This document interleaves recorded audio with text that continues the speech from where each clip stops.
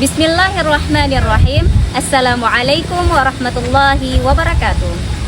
Kepada yang terhormat Bapak Ibu dosen penguji uji kinerja pada PPG Transformasi Pendidikan Agama Islam tahun 2025. Perkenalkan, nama saya Husna, mahasiswa PPG Batch 3 tahun 2025 di LPTK Universitas Islam Negeri Raden Patah, Palembang, dengan nomor induk mahasiswa 251041818082. Pada hari ini, hari Selasa 7 Oktober 2025, insya Allah akan melangsungkan praktik pembelajaran uji kinerja di kelas 11 SMA Negeri 1 Pedada. Selamat menyaksikan. Assalamualaikum warahmatullahi wabarakatuh.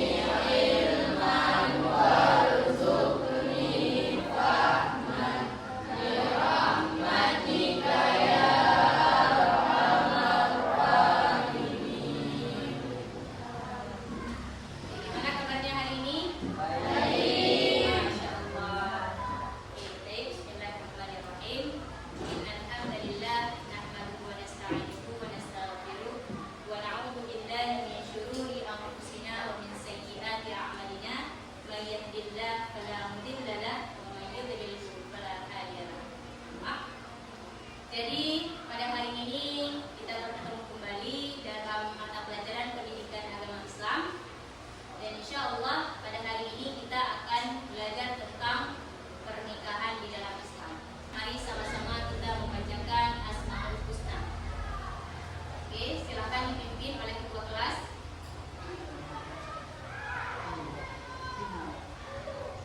Bismillahirrahmanirrahim. Ya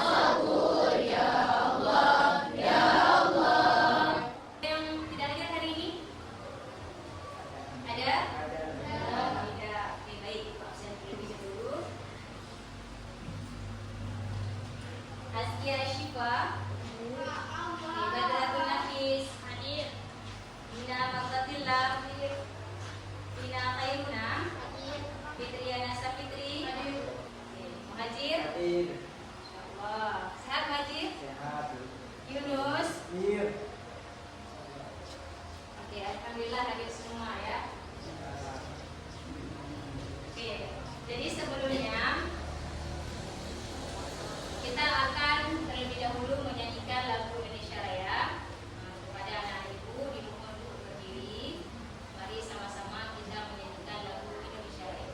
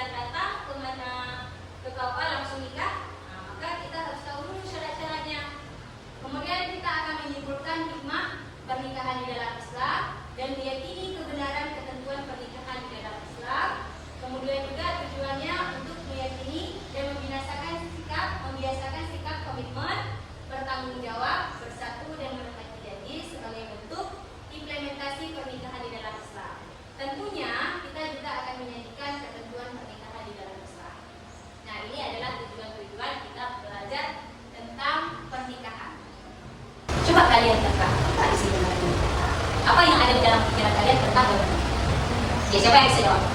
Coba tunjuk tangan. Ada 3 foto dalam satu slide ini, ada 3 gambar. 1, 2, 3. Apa isi gambar? Oke, ayo Dina. Coba uraikan. Bagaimana unsur ada dalam gambar ini? Yang pertama itu lagi mengucapkan akal. Oke, coba ulangi.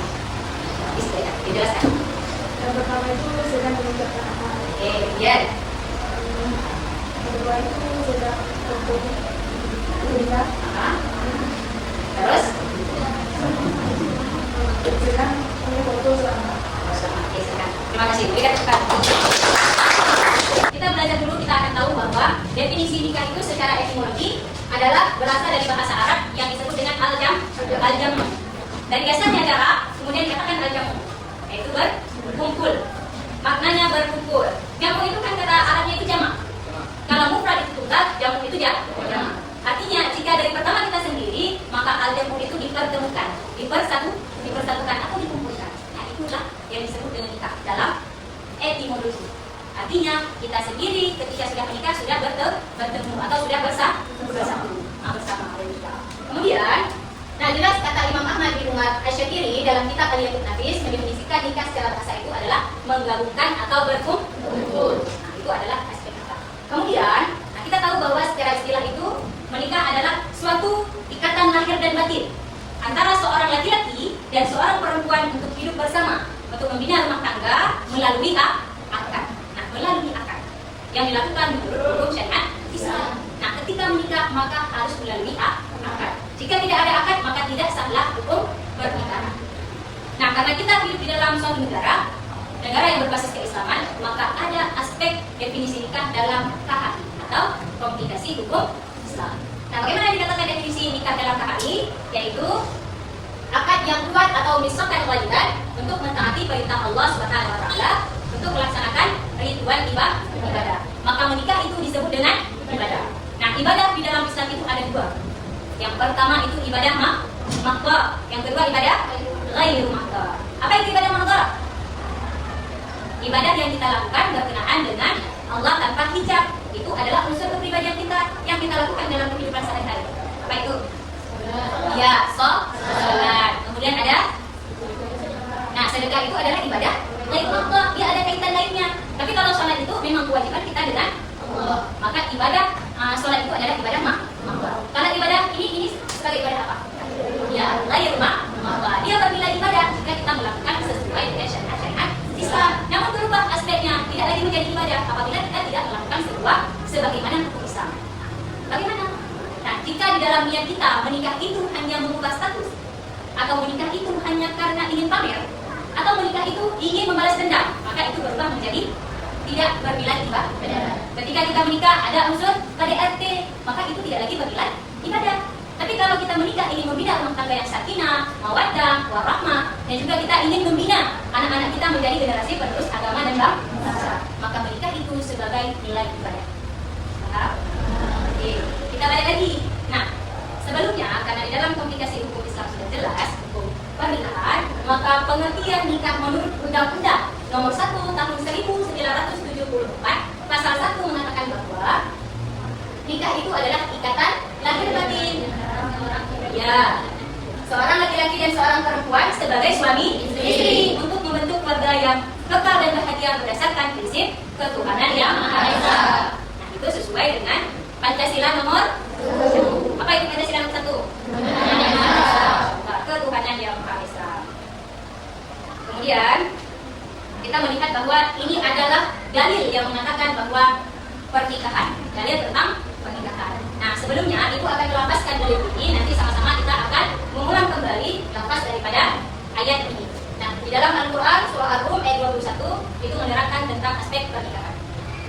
Simak dulu, nanti sama-sama kita baca kembali tentang ayat ini. A'udzu billahi minasy syaithanir rajim. Bismillahirrahmanirrahim. Wa min ayatihi an khalaqa lakum min anfusikum azwajan litaskunu ilaiha wa ja'ala bainakum mawaddatan wa rahmah. Inna fi dzalika laayatin liqaumin yatafakkarun. Oke, mari sama-sama kita ulangi lagi. Oke, isnan salas.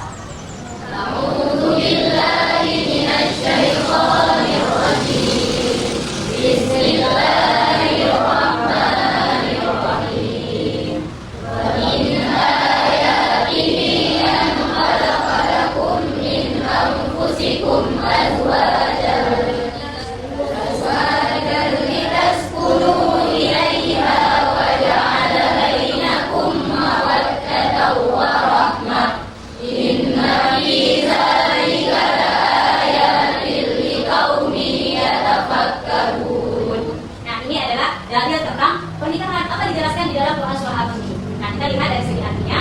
Dan di antara tanda-tanda kekuasaan Allah, ialah Allah yang menciptakan istri dari diri sendiri. Artinya Allah menciptakan pasangan bagi kita, supaya kamu cenderung dan merasa tentram kepadanya. Kemudian, dan dijadikannya di antara kamu rasa kasih dan sayang, mawaddah warahmah. Nah, kita sering mengatakan bahwa ketika orang menikah semoga samawa, sakinah, mawaddah warahmah. Nah, inilah dalilnya. Nah, kemudian inna fi dzalika kata Allah. Sesungguhnya pada demikian itu benar-benar tanda-tanda bagi kaum yang berpikir. Nah, Allah menciptakan kita itu berpasang-pasangan. Nah, Allah menciptakan langit dan bumi itu berpasangan, kemudian bulan dan bintang berpasangan. Begitu juga laki-laki dan perempuan berpasangan. Nah, makanya lahirlah dalil tentang pernikahan. Maka pernikahan itu hukumnya adalah mubah. Dasarnya menikah itu hukumnya mubah. Nah, tapi berubah dari segi apa unsur-unsurnya itu. Ada dia bersifat sunnah, ada dia bersifat wajib, ada dia bersifat makruh, mubah, dan juga menikah itu bisa dikategorikan sebagai hukum yang haram bila seandainya tidak sesuai dengan apa yang ingin kita lakukan. Ini Ibu akan menampilkan tentang sebuah video.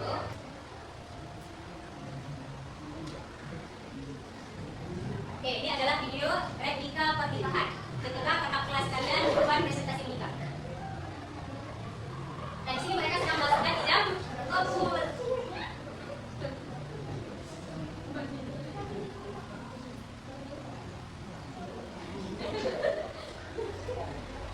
Oke, itu tanda tangan Ibu.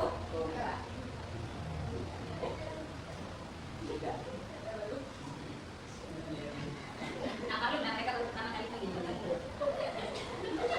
Oke, jelas ya. Jadi sekarang Ibu akan membagikan beberapa kelompok sesuai dengan yang bilang tadi. Ini kelompok 1, 2, 3, dan 4. Ada 4 kelompok dan Ibu akan membagikan satu orang itu satu materi dan juga LKPD yang akan dikerjakan oleh teman-teman kelompok. Oke, ini untuk kelompok 1.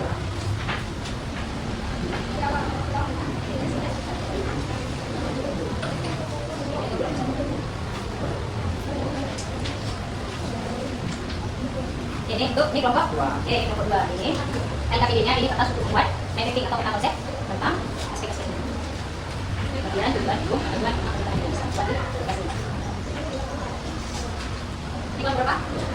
3. Ini kelompok 3. Ini LKPD-nya, bagiannya. Ini kelompok di sini adalah pembagian tujuan 2, 5. Dan nanti kalian akan maju ke depan untuk mempresentasikan dan kita diskusikan.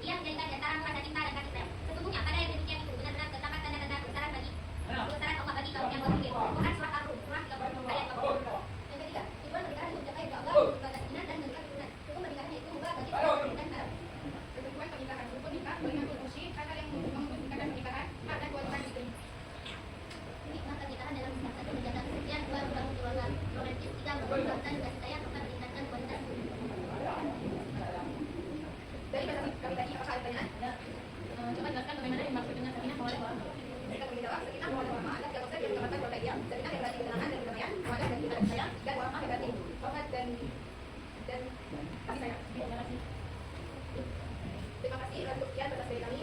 Izinkan untuk dengan yel. Kelompok 4 gimana prestasinya? Mantap. Terima kasih. Assalamualaikum warahmatullahi wabarakatuh. Waalaikumsalam warahmatullahi wabarakatuh. Terima kasih kita ucapkan kepada kelompok 4. Oke, baik. Nah, itu adalah hasil diskusi kelompok kita semuanya. Perlu kita ketahui bahwa di dalam pernikahan itu bukan hanya sekedar melihat bahwa laki-laki itu adalah ganteng, perempuan itu adalah cantik. Tetapi dalam pernikahan yang pertama sekali kita lihat ketika ingin menikah seseorang adalah agama. Kenapa agama? Karena diri kita laki-laki dan perempuan itu akan melahirkan generasi-generasi penerus bangsa. Dari rangkaian pembelajaran kita tadi, apa yang bisa kita ambil kurangnya atau pelajaran? Siapa yang bisa menyimpulkan hasil diskusi kita tadi? Begini? Ya, jadi coba sampaikan apa hasil diskusi kita tadi? Ayo evaluasi. Dari kelompok 1, kami dapat mengambil kesimpulan yang bahwa restu orang tua penting dalam pernikahan karena mereka dapat membawa keberkahan dan kebahagiaan. Dari kelompok 2, kami dapat mengambil kesimpulan yang bahwa memilih pasangan jangan karena kecantikan atau ketampanan wajah, tapi lihatlah agama. Oke, Masya Allah. Oke, jadi cukup sampai di sini pertemuan kita pada hari ini. Mudah-mudahan apa yang kita pelajari itu memberi manfaat dan barokah kepada kita. Dan insya Allah minggu depan kita akan melanjutkan materi selanjutnya tentang pernikahan, yaitu tentang hikmah pernikahan. Oke, sebelum kita tutup, mari sama-sama kita berdoa dulu kepada ketua kelas. Mohon untuk dipimpin doa.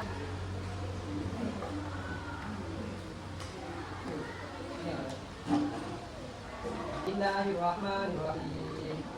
Alhamdulillahirabbil alamin. Arrahmanir rahim. Maliki yaumiddin. Iyyaka na'budu wa iyyaka nasta'in. Ihdinas siratal mustaqim. Siratal ladzina an'amta 'alaihim ghairil maghdubi 'alaihim waladdallin. Rabbighfirli wa liwalidayya. Amin. Sallallahu wa sallama ala nabi sayyidina Muhammadin wa alihi wa sahbihi ajma'in. Allah sallallahu wa sallama ala nabi sayyidina Muhammadin wa alihi wa sahbihi ajma'in. Sallallahu